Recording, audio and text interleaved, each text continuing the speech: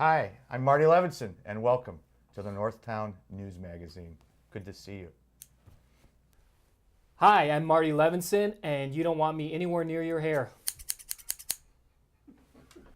Hi, this is Northtown News Magazine, and I'm Marty Levinson. Hey, no you're not. I object!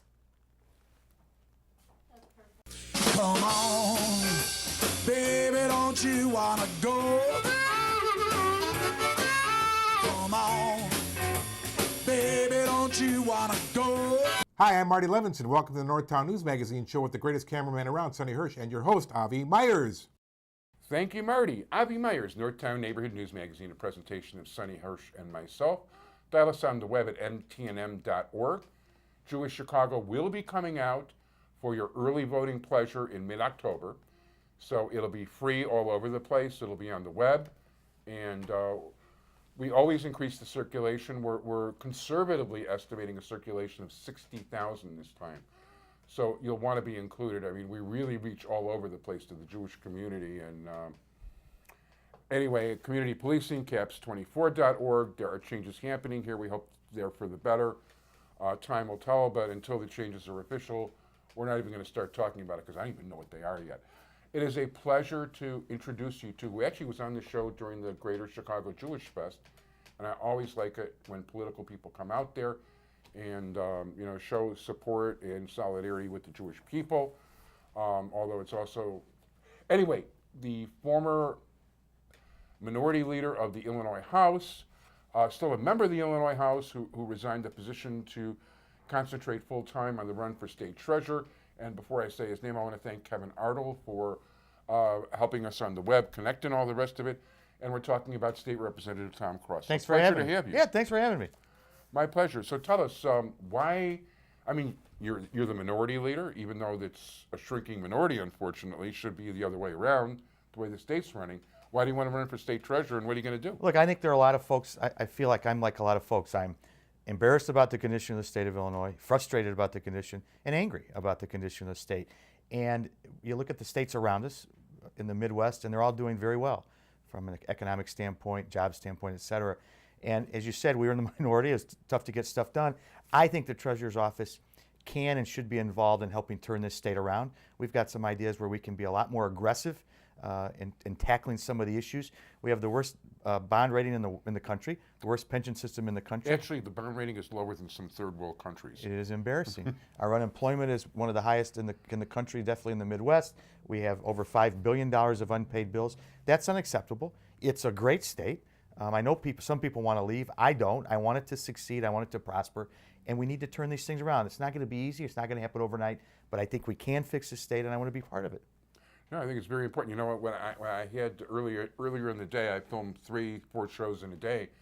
The Republican ladies I had on, Daniel Rowe and Jasmina Hauser and Lori DeVersi, were talking about the billboards in their neighborhood where people from other states are putting up things like "Don't be Illinois," like annoyed, move to our state.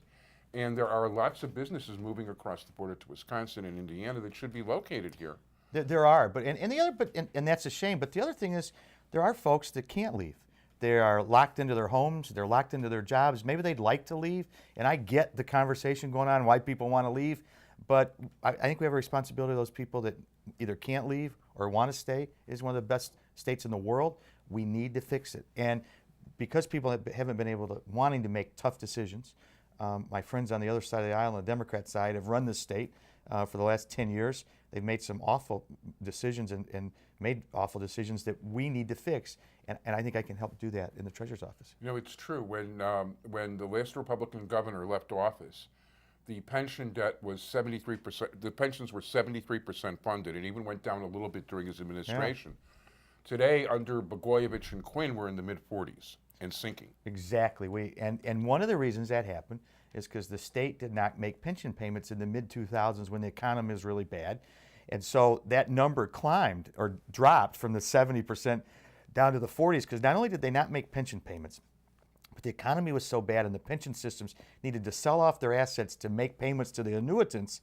They were selling off assets when all their assets were depressed. So it was almost a double whammy, and we're paying for it today. It was the worst thing you could have done. No, absolutely. And, you know, and there were so many people that were thinking, oh, Blagojevich in particular, oh, he's going to do this program to help fund kids, to make sure that they have stuff when they're very young. Yeah, but you gotta, if you're taking in, like right now, the state's taking in more money than I think they've ever taken in, Exactly. and still wind up in such huge debt. You know, you're seeing it on a national level. The so-called progressives are making sure our country regresses, and that's a big problem. The ironic thing is, folks that talk about we need to continue to raise taxes. My opponent was for the temporary. He wants to make it permanent. He came out last week a couple weeks ago for a service tax. And when you don't pay your bills and you don't spend less than you have, and you have this large amount of debt, you can't adequately fund schools, human services, social services. So the very folks that talk about wanting to take care of those constituencies are really harming them in a big way. There's no question about it. You know, matter of fact, I was arguing with one of my neighbors who's a very good friend and a very well-intentioned person, but I was trying to make the point to her that, you know, like, if your kids work for government and they were depending on a pension, it may not be there the way the people you vote for is spending their money. Well, when you spend money recklessly, spend more than you have, don't have a decent economy, unemployment as high as it is, and you don't make pension payments like happened in the mid-2000s, you do have to worry about whether it's going to be there. No, it's true, and it's a very scary thing. And by the way, I'm really glad the mortgage on my house is paid for, but my property taxes have gone up almost 50% over the last 4 or 5 years. They are going up. They continue to. Yeah, and they're going to get a whole lot higher by the time, you know, it's scary how high it's getting. It really is. And, you know, this hits people where they live. If I had to pay a mortgage on top of the property taxes, I might be in trouble now. Well, one of the things going on in the state is that when you don't pay when you spend more than you take in, and this year's budget that, again, the Democrats passed, they didn't ask for Republican support. They said we have about $35 billion to spend. They spent almost $400 to $500 million more than we took in. Legislative pay raises, which nobody should be getting a pay raise in state government right now, given the fact there are a lot of people out of work, a lot of people that haven't had a pay raise in a long, long time. $10 million for a privately owned theater in the city of Chicago, and the list goes on and on of money we just don't have. We need to start balancing our budget. And one of the things that the treasurer, I believe, needs to do, has a fiduciary duty and responsibility to make sure our Constitution is followed. And that Constitution says we're to have a balanced budget, and we're going to insist on that if we're fortunate enough to get elected. No, that would be absolutely terrific. You know, we've only got a couple of minutes, but I wanted you to mention, you were telling me about state investing money and how things work, and your opponent basically has talked about, you know, like changing the nature of what he has been good investments. So why don't you fill us in? Dan Rutherford, the current treasurer, has a global investment strategy. Nobody believes, in the investment world, that you should invest in one particular sector or one area. My opponent thinks you should invest just in Illinois. I believe that where Dan Rutherford has been right is to say a global approach, which includes Israel bonds. And Israel bonds have been very successful in their returns. I was just on the phone with the treasurer of Ohio yesterday. He's invested even more than we have in Israel bonds and has gotten a great return. I happen to think we should have that broader approach, that global approach, and not limit our investments just to the state of Illinois, which would, of course, would preclude investments in Israel. No, and that's very important stuff. And the fact is, you know, there's a really great trade arrangement too between Israel and Illinois, and there's always been a lot of commerce going forth. I can't speak particularly for this administration, who I don't have very much respect for in the first place, but you know, there's always been important trade going. It's been good. I happen to have an opportunity to go to Israel with the Jewish Federation a few years ago. I had been involved in some legislation that, at the time, back in the late 90s, mid-90s, late 90s, Hamas was trying to do a lot of fundraising here in the United States and in the Chicago area, and I was the sponsor of a bill to go after that and enhance the penalties. So I was part of that project, was to also go to Israel, and so the relationship has been wonderful. I went with part of the congressional delegation. It was very good for me to do that, and it also gives me a perspective as the treasurer of when we talk about these Israel bonds and why we should invest in Israel and why it's a good investment. Because, and you said it's because of the work between the state of Illinois and Israel. It's been good. No, there's no question about it. And listen, at this point, I want to thank you very much for coming on the show.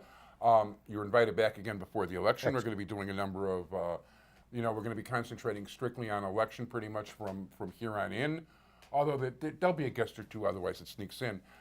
If people would like to contact your campaign, I'm sure you have a website. I know you have a website. I've been on it. www.jointomcross.com.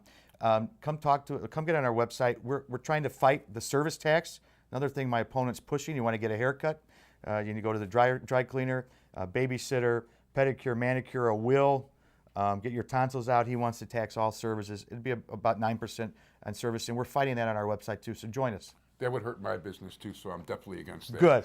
So anyway, I want to thank you very much, Tom Cross. I want to thank Kevin Artle for being in contact, and good luck in the campaign. Thanks for having me to you and Sonny. It's great to be here. We'll come back. That'd be terrific. We look forward.